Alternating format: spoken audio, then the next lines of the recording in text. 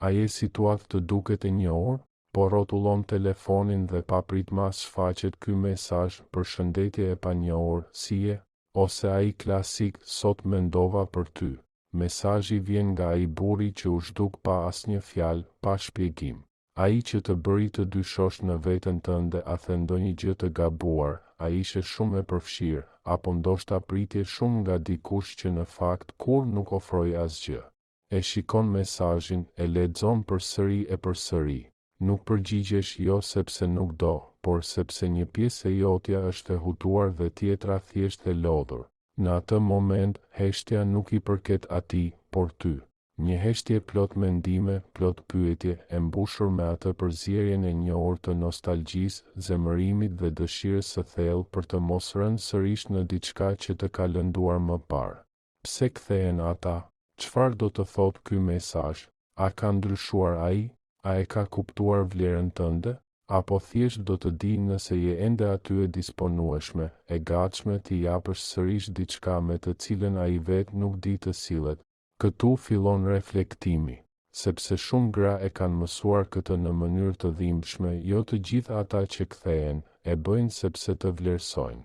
Ndonjëherë thjesht duan të shohin nëse mund të trokasin ende në derën tënde dhe ti t'ua hapësh. Ky është një bisedim intim, si të fliste dikush që mban plag vetë, dikush që është ngritur nga i njëjti vend me dashuri, por edhe me qartësi mikesh, hap sy. Ka shenja që nuk duhet t'i injorojmë më. Sot flasim për burra me vlerë të ulët emocionale, jo për të gjykuar, por për të kuptuar, sepse kur kupton, merr vendime të tjera, dhe kur zgjedh nga vetë dashuria, historia jote ndryshon. Siç tha Carl Jung, kur vërtet e do veten, nuk pranon më thërrime. Jo sepse je ashpër, por sepse më në fund e ke njohur vlerën tënde. Bëhu gati të përballesh me këto modele. Jo me frikë, por me forcën e një gruaje që është gati të mbyll dyrë që sjellin vetëm konfuzion dhe të hap dyrë të reja, drejt marrëdhënieve që pasurojnë, që respektojnë, që të zgjedhin pa hezitim. Është një model i përhapur, ai zhduket pa pritmas, pa zëng, pa arsye të qarta. Një ditë është i pranishëm, të pyet si ke kaluar ditën, të dërgon meme, le të kuptosh se do një lidhje serioze. Dhe të nesërmen, vetëm boshësi, heshtje totale. Asnjë mesazh, asnjë shpjegim, asnjë lamtumir. Dhe ti, sigurisht, fillon të pyesësh veten nëse bëre ndonjë gabim. E rishikon bisedat, kërkon shenja, dyshon në veten tënde. Ndjen atë trazim të dhimbshëm duke pritur për një mesazh që nuk vjen kurrë. Kalojnë ditë, ndonjëherë javë ose edhe muaj dhe pastaj ai papritmas shfaqet sërish sikur të mos kishte ndodhur asgjë. Një përshëndetje, një kam qenë i zënë, ose ai klasik mendova për ty.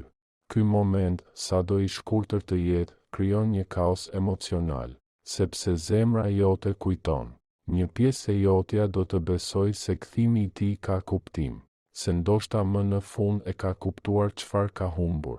Por, mikesh, më dëgjoj një burr që zhduket pa shpjegim dhe kthehet sikur s'ka ndodhur asgjë, nuk e respekton as kohën tënde dhe as ndjenjat e tua. Ai të tregon se nuk të sheh si dikë që meriton mbrojtje emocionale. Ky sjellje nuk është rastësi, është egoizëm emocional.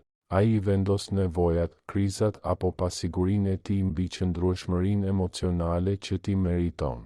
Dhe më e keqja kur kthehet, pret që ti të jesh ende aty pikërisht aty ku të la, sikur jeta jote të ketë qenë në pauzë për të. Shumë gra, nga shpresa ose dashuria, e pranojnë sërish një burr të tillë.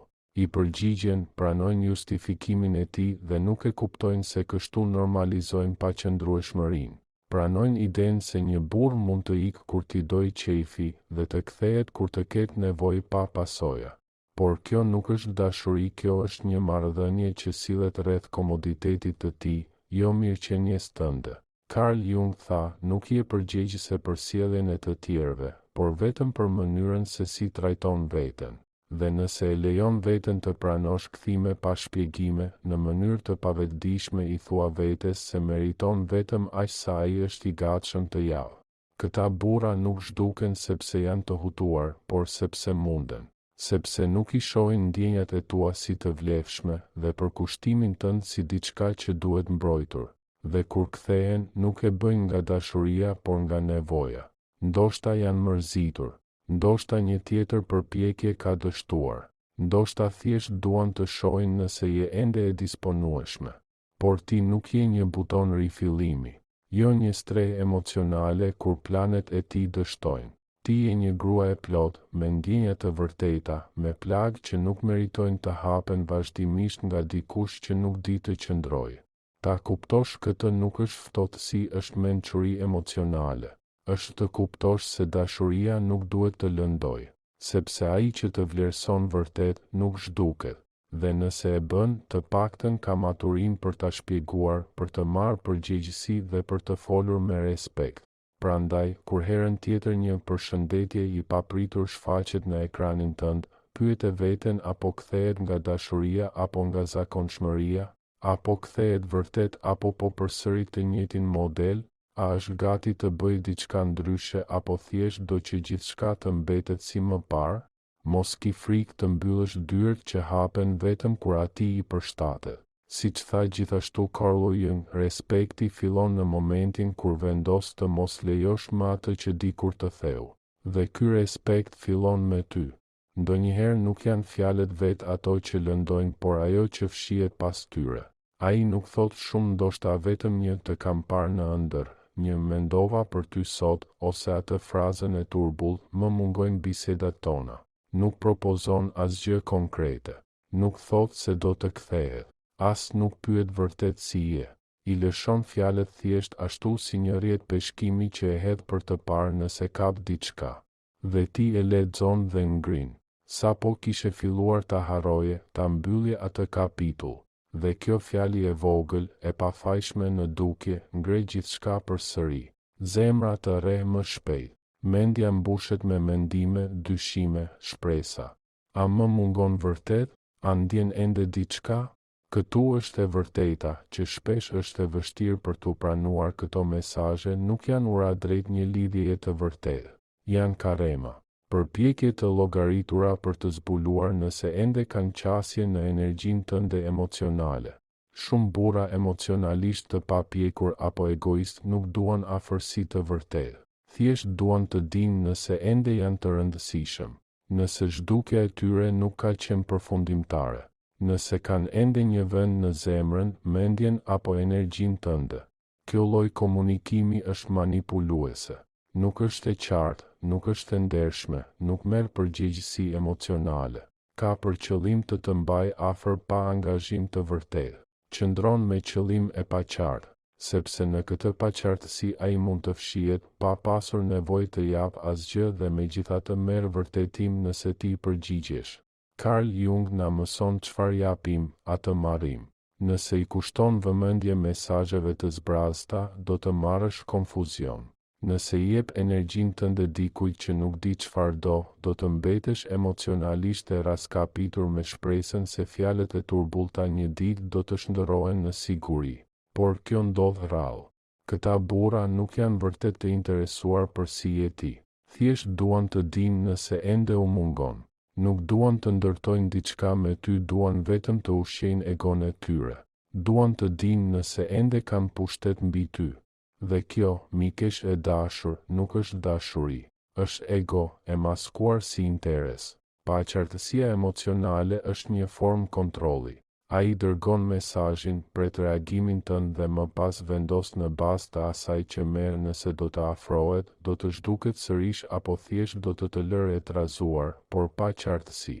Është një lojë që lodh, që lidh, që të mban vazhdimisht në një pozicion borxhi emocional në pritje të diçkaje që nuk vjen kurrë. Shumë gra bien prej saj, sepse na kanë mësuar ta shohim çdo shenjë të vogël si dëshmi dashurie, ta romantizojmë gjithçka, të besojmë nëse mendon për ty, do të thotë që i intereson.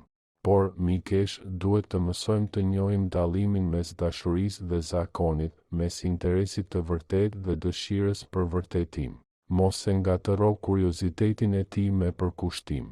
Mos e ngatëro një fjali të bukur me një qëllim të vërtetë. Nëse nuk të shkruan për të bërë një bisedë të sinqertë, për të treguar me vepra se dëshiron të ndërtoj diçka me ty, atëherë ky mesazh nuk është një më mungon. Është një dua vetëm të di nëse jam ende në horizontin tënd. Por ti nuk je këtu për të qenë radari i askujt. Ti je një grua që meriton qartësi, prani dhe ndërsjelltësi emocionale. Mëso ti njohësh këto mesazhe për atë që janë shenja që ai ende nuk ka arritur pjekurinë emocionale, që ende i shen ndjenjat e tua si diçka në dispozicion, kurdo që i nevojiten. Mos u mjafto me fjalë të bukura që nuk të çojnë askund. Carl Jung gjithashtu na kujton ti meriton dashuri, jo konfuzion. Dhe kjo dashuri fillon me ty, duke mos ju përgjigjur asaj që nuk të meriton, duke ruajtur energjinë tënde për dikë që vjen me qëllim të qartë me fjalë që shndërrohen në vepra të vërteta. Ky model është më i përhapur se sa duam të pranojmë. Ti je gjithmonë aty, e vëmendshme. Kur ai do të flasë, ti përgjigjesh. Kur të shkruan natën vonë, ti reagon. Kur ka pasur një ditë të keqe, ti je aty për të dëgjuar. Ti je stre, mbështetje, shoqe gjithmonë në anën tjetër të telefonit, gjithmonë me një zemër të hapur. Por kur ti ke nevojë për diçka, ai nuk është aty. I duhet shumë kohë për të kthyer përgjigje. Thotë që ka qenë i zënë. Arsyetohet me fjali si kam pasur shumë gjëra në mendje, nuk jam ndjer mirë ose thjesht zhduket. Pikërisht atëherë kur ty të duhet më shumë qartësi. Kjo nuk është thjesht një pakujdesi e rastësishme. Është një model emocional i përsëritur që të raskapit. Dhe ky model të lodh sepse ti jep gjithçka dhe merr vetëm thërrime. Sepse ndjenjat e tua vlen vetëm kur ati i përshtatet. Sepse duhet të lutesh për gjërat më minimale, pak vëmendje, pak ndërsjelltësi. Dhe kur i merr, të duket si dhuratë, jo si një e drejtë, por një marrëdhënie e tillë nuk është dashuri, është një pabarazi. Dhe ajo që them më shumë është se shpesh nuk fillon kështu. Në fillim ai duket i vëmendshëm, i pranishëm, i interesuar. Por sapo kupton që je e disponueshme emocionalisht, ndalon së përpjekuri. Sepse ai e di që ti do të qëndrosh edhe nëse ai është gjysmë i përkushtuar, me vëmendje të ndarë dhe kohë të copëzuar. Carl Jung tha, nuk duhet të lutesh kur për dashuri, vëmendje apo afeksion. Nëse nuk vinë me dëshirë, nuk vlen. Dhe kjo është një e vërtet që duhet ta gdhendim thellë në zemrën tonë. Sepse kur e bën veten të vogël për t'ju përshtatur orarit emocional të dikujt tjetër, e copton veten në pjesë që më pas mezi mblidhen përsëri. Ky lloj burri pret që ti përshtatesh orarit të tij, disponueshmërisë së tij emocionale. Ai dëshiron që ti të jesh aty kur ai ka dëshirë të flasë, por zemërohet kur ty të duhet afërsia e tij. Ai vendos kur dyert hapen dhe kur mbyllen dhe ti, pa e vënë re, mësohesh të kërkosh leje për të ndjerë, për të folur, për të ekzistuar brenda kësaj lidhjeje. Kjo pabarazi nuk është rastësi, është një formë kontrolli emocional, sepse duke mos qenë aty kur ti ke nevojë për të, ai të detyron të kërkosh vërtetimin e tij, ndjesinë se duhet të bësh më shumë, të japësh më shumë, të jesh më shumë, që ai të qëndrojë. Dhe kështu rrëshket në një lojë ku ti investon gjithçka, ndërsa ai trajton ndjenjat e tua si një nder që ta bën vetëm kur i teket apo ka kohë. Por dashuria nuk është një transakcion, nuk është një dhënie me shpresën që një ditë do marrësh diçka mbrapsht. Të duash do të thotë të ndash në barazi, me prani të ndërsjell, me përkushtim të vërtet emocional. Shumë gra mbeten në këto dinamika nga frika. Frika se mos e humbin atë, frika nga vetmia, frika për të pranuar se kjo nuk është dashuri, por të qëndrosh aty do të thotë të humbasësh veten, do të thotë të shpresosh për një vlerësim që nuk vjen kur vërtet, do të thotë të pajtohesh me një dashuri që shfaqet vetëm kur ati i përshtatet. Ti meriton më shumë se sa të jesh gjithmonë e gatshme për dikë që shfaqet vetëm kur s'ka gjë tjetër për të bërë. Ti meriton një marrëdhënie ku jeni të dy të pranishëm, ku ndjenjat e tua nuk janë bezdi, ku mund të thuash kam nevojë për ty, pa u ndier e dobët apo fajtore. Mbaje mend, siç na mëson edhe Carl Jung, duaje veten aq sa të thuash mjaft ndaj dikujt që të kërkon vetëm her pas here. sepse kur mëson të jesh aty për veten, ndalon së pranuari njerëz që shfaqen vetëm për rehati. Ti nuk je këtu për të mësuar të jetosh me mungesa. Ti je këtu për të ndërtuar diçka së bashku me dik që gjithashtu di të qëndroj, që nuk të zgjedh vetëm kur i përshtatet, por edhe kur ka rëndësi, që të jep atë që ti je e gatshme të japësh prani, kujdes dhe ndershmëri. Ekziston një model i heshtur, por i dhimbshëm, që shumë gra e njohin shumë mirë. Nuk dëgjon asgjë prej tij me javë të tëra. Asnjë mesazh, asnjë telefonat, asnjë interes. Dhe papritmas ai shfaqet sërish me një hej të lehtë, një çfarë po bën, me një zë të butë, sikur të mos kishte ndodhur asgjë. Por nëse e vëzhgon me vëmendje, do ta kuptosh ai gjithmonë kthehet në momente të caktuara, kur është i mërzitur, kur jeta i duket bosh, kur nuk i ka ecur me dikë tjetër, kur është i trishtuar, i vetmuar apo thjesht do të ndihet përsëri i dashur. Ti bëhesh streha e tij e sigurt, por gjithashtu edhe vendi ku ai kthehet vetëm kur s'ka më askën tjetër. Dhe ti me zemrën tënde të madhe e dëgjon, e ngushëllon, i jep kohë, fjalë, energji. E bën të ndihet i parë, i rëndësishëm, i shoqëruar. Por sapo ai të ndihet më mirë, sapo egua e tij të jetë ushqyer, ai zhduket sërish, sikur përkushtimi yt të ketë qenë vetëm një flaster për boshllëkun e tij. Carl Jung tha, ajo që besojmë për veten, bëhet e vërteta jonë. Nëse beson se e meriton dashurinë vetëm kur dikush tjetër është në krizë, atëherë do të bëhesh ngushëllimi i dikujt, por kur përparësia. Do të pajtohesh me rolin e derës së emergjencës në vend të një zgjedhjeje të vërtetë, dashurie të vërtetë, qëllimi të vërtetë. Këta burra nuk të kërkojnë sepse të vlerësojnë vërtet, të kërkojnë sepse u shërben. Sepse prania jote u sjell lehtësim, një ndjesi vërtetimi apo një shpërqendrim nga vetja. Ata nuk janë me të vërtet me ty. Ata përdorin energjinë tënde si një stacion pushimi emocional.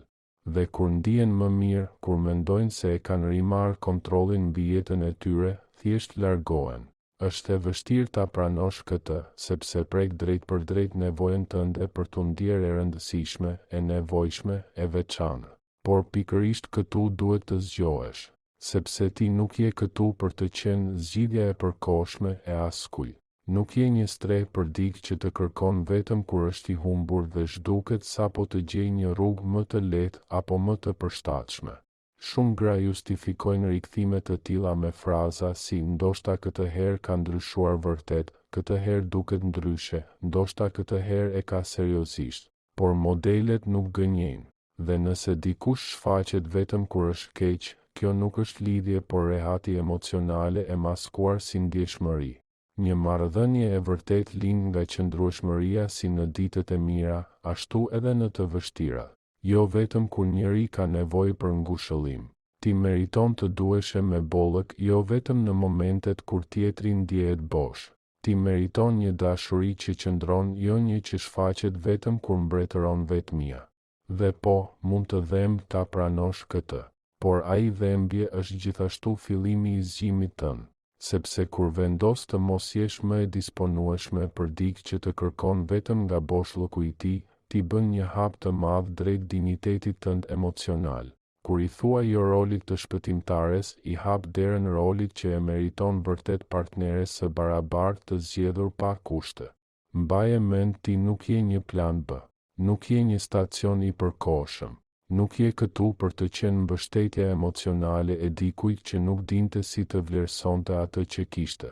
Siç tha Carl Jung, përderisa nuk e vlerëson veten, nuk do ta vlerësosh as kohën tënde. Dhe përderisa nuk e vlerëson kohën tënde, nuk do të bësh asgjë me të. Vlerësoje kohën tënde. Vlerësoje energjinë tënde. Mos ia dhuro dikujt që shfaqet vetëm kur është bosh. Sepse kur zgjedh veten, rrit edhe cilësinë e dashurisë që lejon të hyjë në jetën tënde.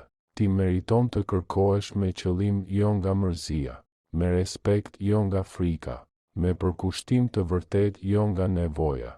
Dhe këtë mund ta bëjë vetëm dikush që ka zgjedhur edhe veten më parë. Ekziston një moment që shumë gra e friksojnë, por njëkohësisht e kanë të nevojshëm momenti kur vendos të flasësh me ndershmëri. Kur diçka nuk të duket e drejtë, ti ulesh me të e qetë, e qartë, me dëshirën e sinqertë për një bisedë të pjekur dhe emocionale. I thua si ndihesh, emëron atë që të dhem, flet për kufit e tu, për frikërat, për dëshirat më të thella. Por ai nuk reagon me pjekuri, nuk të dëgjon, nuk reflekton, nuk i njeh ndjenjat e tua. Përkundrazi, zemërohet, të shmang, ndryshon temën. Thot gjëra si e egzageron, gjithçka është në rregull, ti gjithmonë bën dram, apo edhe përsëri po e fillon me këtë. Ajo që nisi si përpjekje për lidhje, përfundon si një mur emocional. Kjo sjellje nuk është e padëmshme, është arratisje emocionale, një mënyrë për të nënvlerësuar ndjenjat e tua dhe për të shmangur punën emocionale që ai nuk dëshiron ta bëjë. Madje më shumë se kaq është një formë e fshehtë manipulimi. Të bën të besosh se ti je problemi, që ndjenjat e tua janë shumë, që dëshira për qartësi është një kërkesë e tepruar. Carl Jung ka thënë, e ke kritikuar veten për vite dhe nuk ka funksionuar.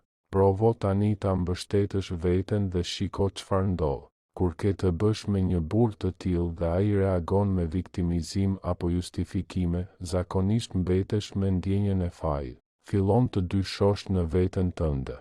Mendon se ndoshta ishe vërtet shumë intensive, shumë emocionale, shumë e drejtë për drejtë. Por e vërteta është një bisedë e ndershme, nuk duhet të trem vdik që vërtet dëshiron të qëndrojë. Një burr emocionalisht i pjekur nuk ikën nga dialogu, ai e vlerëson atë, e përdor si ur lidhjeje. Një burr me vlerë të ulët emocionale, nga ana tjetër, e shndërron gjithçka në fushë betejë, ku ti përfundon duke dalë fajtore vetëm sepse guxove të ndjesh. Një burr i tillë e përdor rolin e viktimës si mburoj. Thot se nuk e përballon dot presionin, se askush nuk e kupton, se gjithmonë e fajsojnë për gjithçka. Dhe papritur nuk ka më rëndësi se çfarë ndjen ti, por sa shumë ai ndjehet i sulmuar. Kjo është gaslighting, manipulim emocional. E bën bisedën të rrotullohet aq sa ti të dyshosh në perceptimin tënd dhe të minimizosh të vërtetën tënde. Çfarë arrin ai me këtë? Që ti të heshtësh, që të mendohesh 2 herë përpara se të thuash diçka, që të shtypësh ndjenjat nga frika e një reagimi tjetër pasiv-agresiv, dhe kështu, ngadalë, zëri yt zbehet brenda lidhjes. E vërteta jote fshihet. Nevoja për qartësi mbulohet nga dëshira për të mos e mërzitur apo për të mos qenë shumë. Por, mikesh një marrëdhënie në të cilën nuk mund të flasësh, është një burg emocional. Nuk je këtu për të ecur mbi majat e gishtave në një lidhje, nga frika se mos prish qetësinë. Je këtu për të ndërtuar diçka të vërtetë. Dhe e vërteta përballet me jetën. Ajo jetohet, jo shtypet. Nëse një burr të bën të ndihesh egoiste vetëm sepse kërkon respekt, dëshiron të dëgjohesh dhe shpreh ndjenjat në mënyrë të shëndetshme, atëherë ai nuk është emocionalisht i disponueshëm. Është dikush që ende nuk është në gjendje ta shohë veten me ndershmëri. Dhe për këtë arsye ikën çdo herë që ti i vendos pasqyrën përballë egos së tij. Edhe Carl Jung na kujton, mund ta shërosh jetën tënde, por vetëm nëse je e gatshme të përballesh me atë që të dhem. Dhe ndonjëherë ajo që dhem më shumë është ta pranosh njeriu që ti do, nuk ka pjekurinë emocionale për të dashur ashtu siç ti e meriton. Mos hesht më, mos i bëj ndjenjat e tua më të vogla, vetëm për të mbajtur dikë që nuk di si të qëndrojë. Zëri yt ka vlerë. Qartësia jote nuk është agresion. Ndjeshmëria jote nuk është egzagerim. Ti nuk kërkon shumë, thjesht po kërkon nga personi i gabuar. Heshtja mund të jetë paqe, por edhe ndëshkim.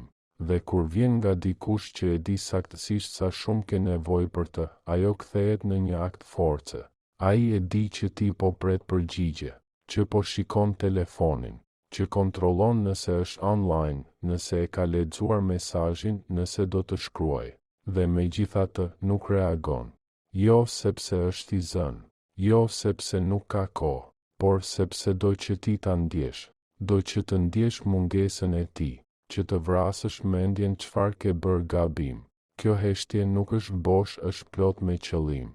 Është një strategji emocionale për të futur në pasiguri. Shpesh ndodh menjëherë pas një bisede të vështirë, pas momentit kur ti je hapur, kur ke kërkuar qartësi, sinqeritet, ndërsjelltësi, dhe pastaj ai zhduket, nuk përgjigjet, të lë pezull, të lë të mendosh, dhe në vend që të ndihesh e sigurt sepse ke thënë të vërtetën tënde, ndihesh fajtore sikur ajo e vërtet ishte shumë. Carl Jung tha dashuria nuk ndëshkon kurrë, dashuria nuk lëndon, dashuria shëron, dhe nëse dikush e përdor heshtjen si ndëshkim, ai nuk të do. Ai manipulon, teston kufit e tu, pret që ti të përkulesh, që të shkruash përsëri, që të kërkosh falje për faktin që ndjeve, që fole, që kërkove gjën më minimale, një lidhje të vërtet emocionale. Heshtja e gjatë, e qëllimshme, është një formë dhune pasive, është një formë kontrolli, sepse nuk ka të bëj vetëm me faktin që ai nuk përgjigjet, ka të bëj me faktin që ai e lë bisedën të hapur. Nuk të jep një fund, asnjë shpjegim, të lë në mjegull, dhe në atë vend të errët ti fillon të ndërtosh justifikime për të dhe të fajsosh veten. Kjo sjellje të raskapit sepse të lë vetëm me ndjenjat e tua, të bën të mendosh se dashuria dhem, që të shprehesh ka pasoja, që çdo bisedë përfundon me largim, heqje dore ose heshtje. Është një dinamik që shkatëron ndjesinë tënde të sigurisë. Dhe gjëja më e rrezikshme, shumë gra fillojnë të mësohen me të, e normalizojnë, mendojnë ai është kështu, besojnë se është më mirë të mos thuash asgjë, të heshtësh, të dorëzohesh vetëm për të shmangur heshtjen që dhemb kaq shumë. Por, mikesh, kur heshtja bëhet armë, ti nuk je në një marrëdhënie, je në një luftë emocionale që gjithmonë e humb. Një burr emocionalisht i disponueshëm nuk të injoron si ndëshkim. Ai nuk zhduket kur një bisedë e vështirë e ngarkon. Ai nuk largohet kur ty të duhet afërsia apo një fjalë mbështetjeje. Dikush që të do, përgjigjet edhe kur nuk i ka të gjitha përgjigjet. Ai qëndron. Ai është i pranishëm. Nuk e përdor mungesën si mjet kontrolli. Edhe Carl Jung na kujton nuk mund ta detyrosh askën të doj, por mund të vendosësh të mos pranosh më pak se sa meriton. Dhe ajo që meriton është dikush që qëndron, që përgjigjet, që nuk të lë vetëm me dhimbjen tënde, me pyetjet pa përgjigje, me ndjenjat që varen në ajër. Nëse ai të injoron pikërisht kur ke më shumë nevojë, nëse zhduket pasi ti je hapur emocionalisht, kjo nuk është pakujdesi, është strategji, është manipulim, është një model sjelljeje që përpiqet të ushtrojë kontroll nga distanca.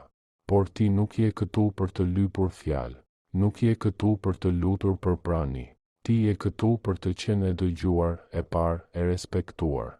Dhe heshtja, kur përdoret si ndëshkim, nuk është respekt, është dhunë emocionale e maskuar si hapësirë. Mos merr më rolin e asaj që pret, asaj që kërkon justifikime, që hesht për të shmangur një tjetër ndëshkim në formë heshtjeje. Ti ke të drejtë për marrëdhënie ku të flasësh nuk është rrezik, ku zëri yt nuk krijon distancë, por lidhje të vërtetë. Heshtja që dhemb nuk është thjesht mungesë, është manipulim, dhe ti meriton diçka pafundësisht më të mirë. Ndoshta, ndërsa i dëgjon këto fjalë, ndjen një përzierje emocionesh. Ndoshta të kujtohen biseda, heshtje, momente ku ke dhënë gjithçka dhe ke marrë pak ose asgjë. Ndoshta ndjen zemërim, trishtim, faj ose thjesht lodhje të thellë. Nëse është kështu, dua të them diçka nga zemra, nuk je vetëm. Mira gra kanë përjetuar të njëjtën gjë. Kanë dashuruar fort njerëz që ishin emocionalisht të munguar. Kanë justifikuar sjellje që i kanë lënduar. Kanë pritur për mesazhe, telefonata, ndjesa që nuk kanë ardhur kurrë. Jo sepse janë të dobëta, naive apo të varura, por sepse kanë mësuar të vendosin të tjerët përpara vetes, sepse kanë ngatëruar për kushtimin me dashurinë, sepse kanë besuar se nëse japin mjaftueshëm, një ditë do të zgjidhen ashtu siç e meritojnë. Por sot përballesh me një të vërtetë që nuk mund ta injorosh më, një të vërtetë të pakëndshme por çliruese. Nuk ke nevojë t'i aprovosh askujt vlerën tënde. Energjia jote emocionale është e shenjtë. Koha jote, butësia jote, përkushtimi yt nuk janë një monedhë për të blerë dashuri.